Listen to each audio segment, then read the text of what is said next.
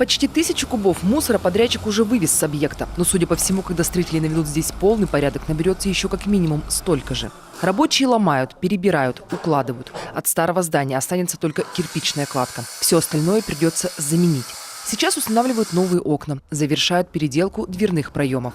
Они не соответствуют пожарным стандартам. Мы их расширяем, усиляем балками металлическими, и чтобы соответствовал по пожарным нормативам. Практически везде дверные проемы не соответствуют пожарным стандартам.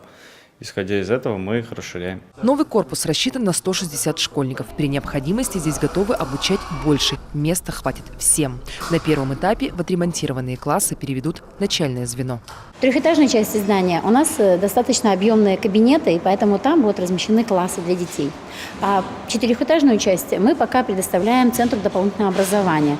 То есть и детям будет очень удобно. Большую переделку разделили на 2 этапа. Самыми масштабными станут работы по замене вентиляции, канализации и, конечно, ремонт крыши. Сюрпризом для строителей стала пристройка спиноблока над 2-м этажом. В свое время там располагались теплицы. Понятно, что сегодня она вне закона, а значит, нужно демонтировать. И только после этого смогут продолжить работу на кровле. Впереди благоустройство территории. Отсыпка подъездов, асфальтирование и ограждение пришкольной территории. По контракту все работы подрядчик должен завершить до конца этого года. Останется оснастить новый корпус мебелью и оборудованием и получить лицензию. Благодаря вот этому зданию я думаю, что в Ильгерте не перейдем на двухсменное обучение, хотя 8 классов в этом году уже должны были перейти на двухсменное.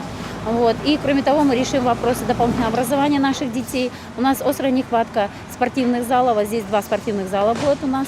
И, конечно же, предполагаем, что, возможно, будет группа для детей дошкольного возраста. Но если этот корпус примет детей не раньше следующего года, то другие школы района к 1 сентября уже готовы. В 2017-м из местной казны на приведение образовательных учреждений в порядок выделили 13 миллионов рублей. Денег хватило на все и даже на проектирование нового детского сада в райцентре. Виктория Палкина, Вячеслав Беспалов, телеканал Юрган, Сыктывдинский район.